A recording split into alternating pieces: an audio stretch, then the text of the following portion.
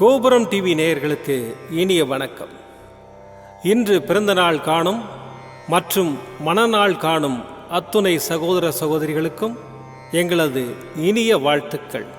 பாபாவின் ஆசிகளோடு பல்லாண்டு காலம் நீங்கள் எல்லா வளங்களும் செல்வங்களும் பெற்று நலமுடன் வாழ வாழ்த்துகிறோம். பாபா அழைக்கிறார். அவரின் பொன்மொழிகளை கேட்பதற்காக, நம் பிரச்சனைகளை தீர்த்து வைக்கும் அற்புதமான கூட்டு பிரார்த்தனை செய்வதற்காக, மேலும் மனம் ஒருநிலைப்படவும் மனம் அமைதி பெறவும் அற்புதமான தியானம் செய்யவும் பாபா அழைக்கிறார். பாபா நம் கரங்களை பிடித்து அழைத்துச் சென்று அற்புதம் நிகழ்த்தவிருக்கிறார். வாருங்கள், பாபாவின் பொன்மொழிகளை தரிசனம் செய்வோம். அன்பு குழந்தையே, உன் வாழ்வில் இன்று முதல் உனக்கான காலத்தை நீ தொட்டுவிட்டாய். நீ கஷ்டப்பட்ட எல்லாவற்றிற்கும் உனக்கான நியாயத்தை நான் வழங்குவேன். உன்னை எப்போதும் என் நெஞ்சில் சுமக்கின்றேன். இன்று உனக்கான நல்ல செய்தியை நான் பரிசளிப்பேன். இனி தொடர்ந்து உனக்கான நல்ல செய்தி வரும். நீ தளராதே. மற்றவர்கள் உன்னை வசைபாடினாலும் நீ கலங்காதே.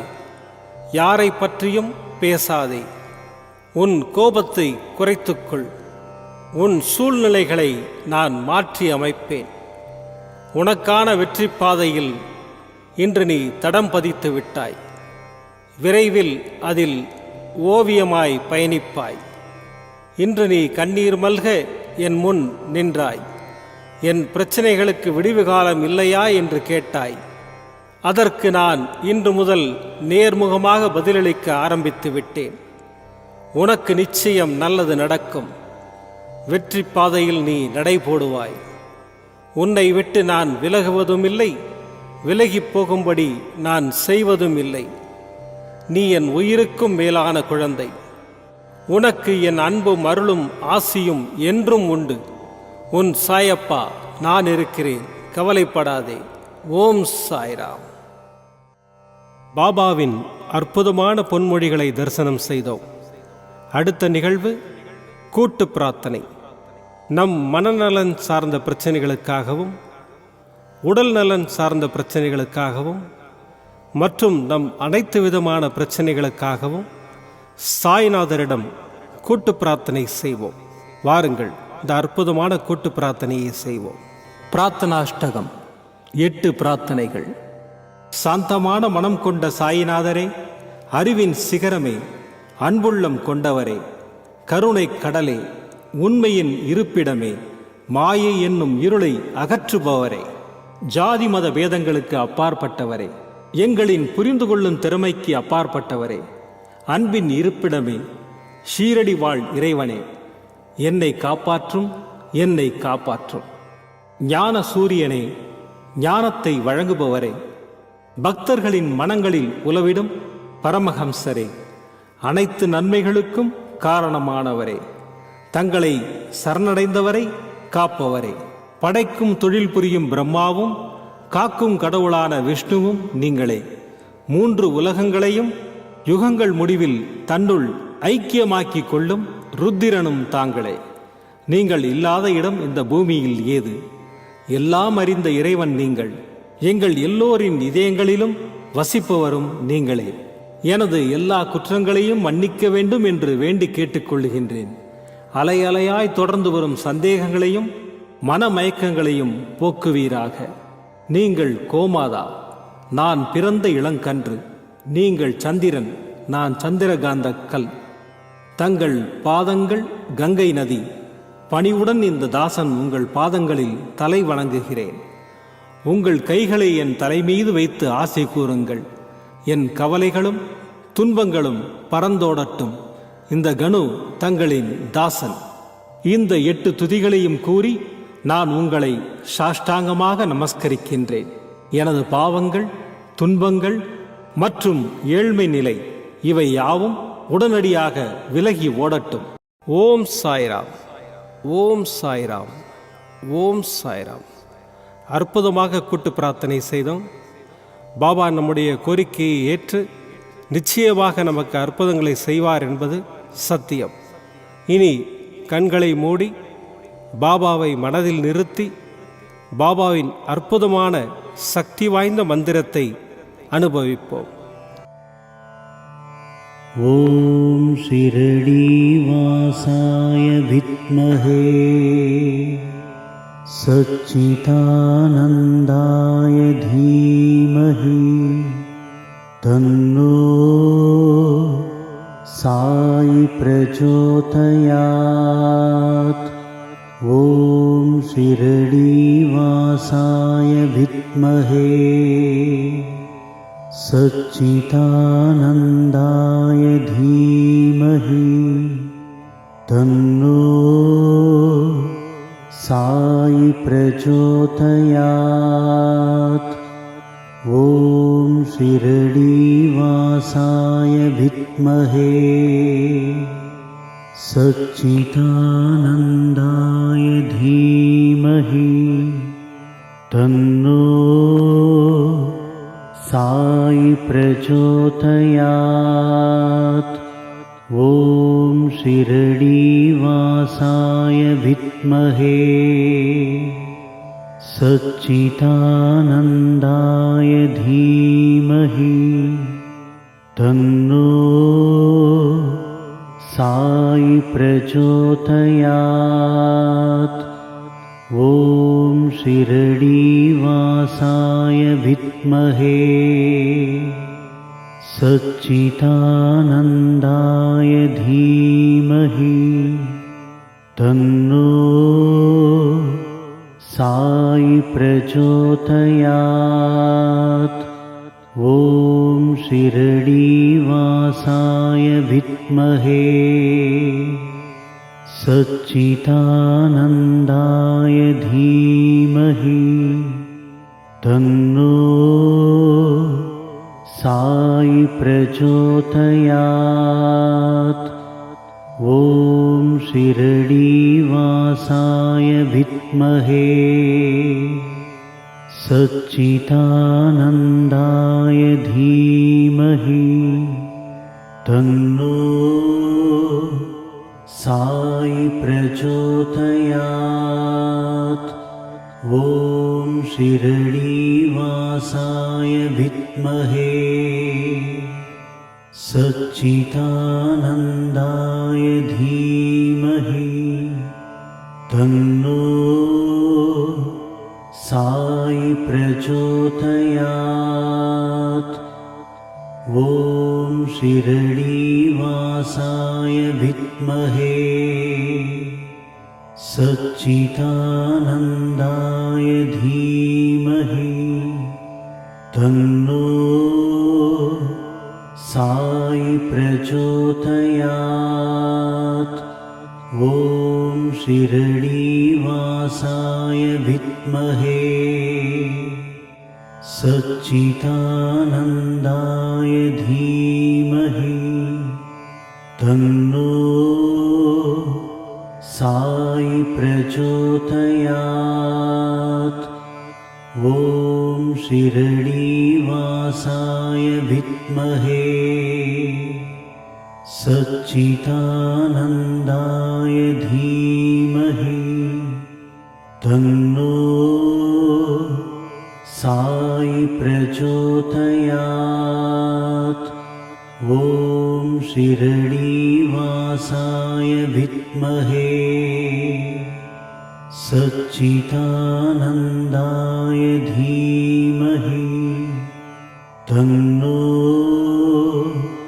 சாயி பிரச்சோதயாத். ஓம் ஷிரடி வாசாய வித்மஹே சச்சிதானந்தாய தீமஹி தன்னோ சாயி பிரச்சோதயாத். ஓம் ஷிரடி வாசாய வித்மஹே சச்சிதானந்தாய தீமஹி தன்னோ சாயி प्रचोदयात्। ॐ शिरडीवासाय विद्महे सच्चिदानन्दाय धीमहि तन्नो साई प्रचोदयात्। ॐ शिरडीवासाय विद्महे सच्चिदानन्दाय धीमहि तन्नो साई प्रचोदयात्। ॐ शिरडीवासाय विद्महे सच्चिदानन्दाय धीमहि तन्नो साई प्रचोदयात्। ॐ शिरडीवासाय विद्महे सच्चिदानन्दाय धीमहि तन्नो साई प्रचोदयात्। ॐ शिरडीवासाय विद्महे सच्चिदानन्दाय धीमहि तन्नो साई प्रचोदयात्। ॐ शिरडीवासाय विद्महे सच्चिदानन्दाय धीमहि तन्नो साई प्रचोदयात्। ॐ शिरडीवासाय विद्महे सच्चिदानन्दाय धीमहि तन्नो साई प्रचोदयात्। ॐ शिरडीवासाय विद्महे सच्चिदानन्दाय धीमहि तन्नो साई प्रचोदयात्। ॐ शिरडीवासाय विद्महे सच्चिदानन्दाय धीमहि तन्नो साई प्रचोदयात्। ॐ शिरडीवासाय विद्महे सच्चिदानन्दाय धीमहि तन्नो साई प्रचोदयात्। ॐ शिरडीवासाय विद्महे सच्चिदानन्दाय धीमहि तन्नो साई प्रचोदयात्। ॐ शिरडीवासाय विद्महे सच्चिदानन्दाय धीमहि तन्नो साई प्रचोदयात्। ॐ शिरडीवासाय विद्महे सच्चिदानन्दाय धीमहि तन्नो साई प्रचोदयात्। ॐ शिरडीवासाय विद्महे सच्चिदानन्दाय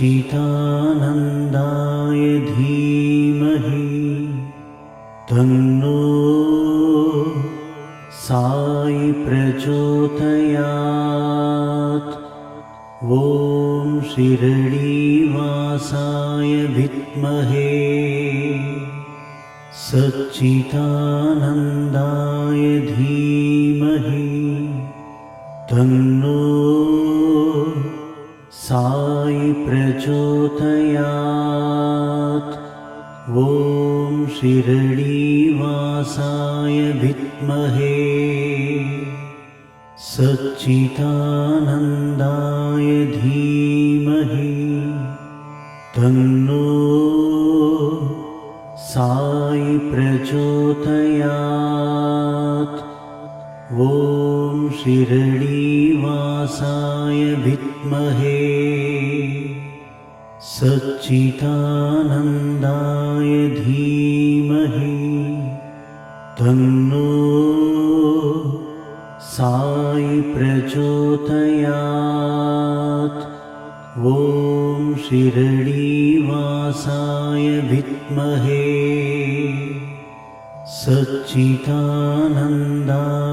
धीमहि तन्नो साई प्रचोदयात्।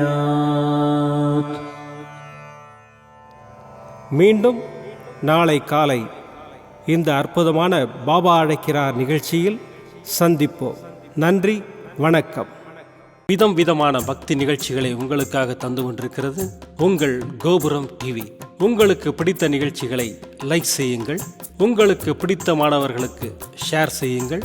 மேலும் சப்ஸ்கிரைப் செய்வதோடு மட்டுமல்லாது அருகில் இருக்கும் பெல் பட்டனை கிளிக் செய்து கோபுரம் டிவி நிகழ்ச்சிகளை உடனுக்குடன் தெரிந்து கொள்ளுங்கள்.